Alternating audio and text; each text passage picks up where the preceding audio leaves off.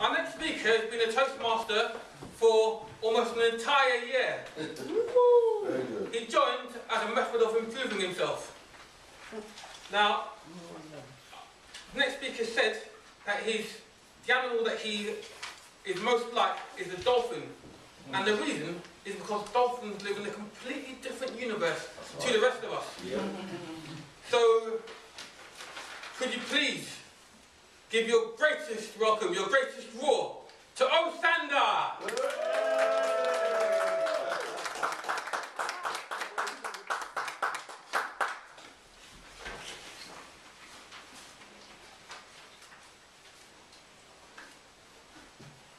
One day, about 5 or 6 years ago, I was sitting there.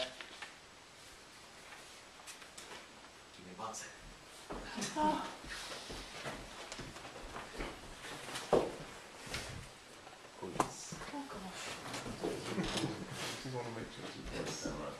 I was sitting with my grandfather, and he was talking to me about his old stories, and suddenly he asked me this question: what would be the most important possession that you have?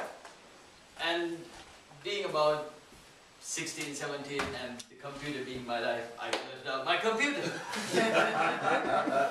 And then he seemed a bit annoyed, and he said, no, think harder. And I said, okay, body? No, something more specific. And my heart? No, something more important. My lungs? No, something more important. And I couldn't really guess anything beyond that. And he did this. It's your brain that's more important. All your organs are there to support it. All your thoughts, your functions, your real being is in there. And it took me quite a number of years to understand the full depth of it. For a moment I thought, what if I was paralyzed from waist down? What kind of world would I have?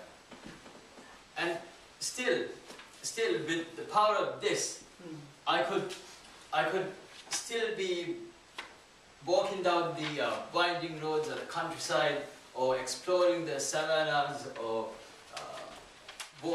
exploring the culture in Japan, or anything that I could imagine that I wanted to be. I could be a whale diving in the deep oceans, or I could be an eagle soaring the blue skies. I could be anything with the use of this. And to the subconscious mind, it's still the same. I would still be what I imagined myself to be. I would still gain that satisfaction. I would still be happy being, even if I was paralyzed, I would still be happy being, imagining myself as a whale or a bird or a butterfly, anything. The human mind is so powerful that the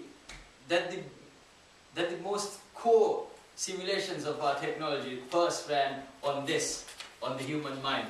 The first copper tool, or the first stone tool, the first cartwheel, or the first electric motor, or the first nuclear reactor first started inside this.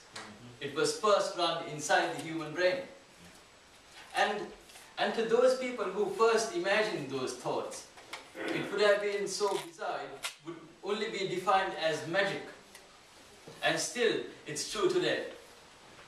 It's reality today. Same with multi-million pound companies, multinational companies.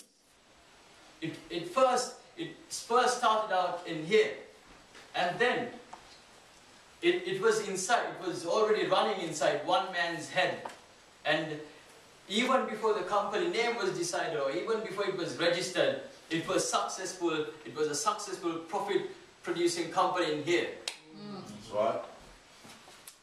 The mind is a bit of a funny thing. They say that you become what you think.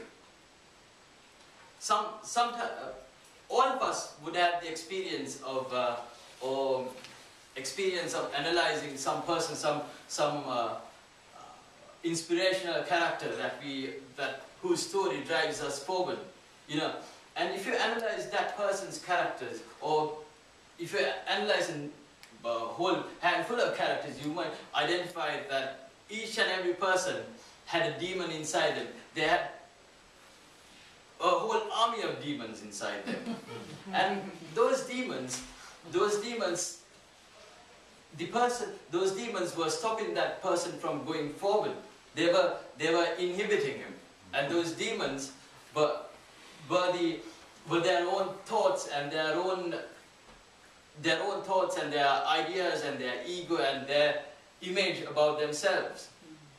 And for that person to become truly triumphant in their life, they had to fight those demons and they had to battle it and subdue those demons and overcome them, those limitations. And once those limitations are overcome, they emerge into a new world as if they've been born again as a butterfly emerging out of the caterpillar's cocoon. The mind has the power to change its surrounding and the lives of the people surrounding it.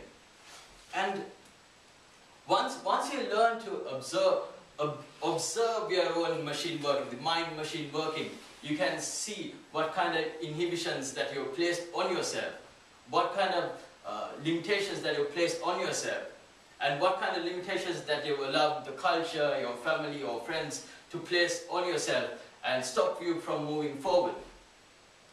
And once you demolish these limitations and once you start thinking beyond these barriers, you would realize your true potential. You would become aware of all these new opportunities, and you would be, with this awareness, it would show you more depth in people, and it would show you more emotions in people. And that awareness would guide you as if that awareness is kind of like, I kind of feel it's like an angel guiding you through in your journey.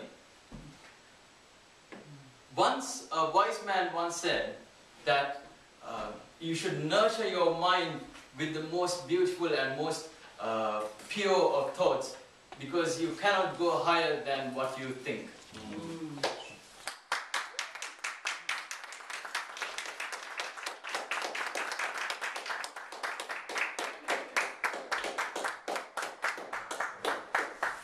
Wow, that was an amazing speech. Once again, the feedback.